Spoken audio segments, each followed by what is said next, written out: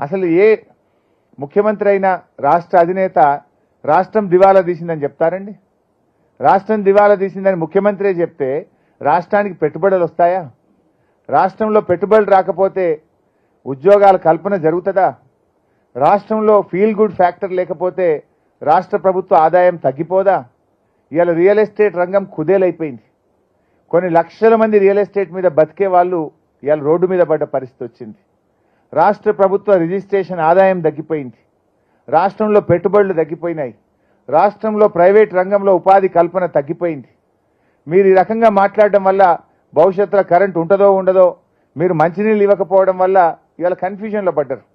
ఒక దశలో బెంగళూరు నుంచి మద్రాస్ నుంచి అన్ని పెట్టుబడులు హైదరాబాద్ వైపు చూసినాయి. అక్కడ త్రాగునీటి సమస్య వల్ల, అక్కడ ట్రాఫిక్ కంజెషన్ వల్ల, అక్కడ విద్యుత్ కోతల వల్ల తెలంగాణ వైపు అందరూ చూశారు. కానీ రేవంత్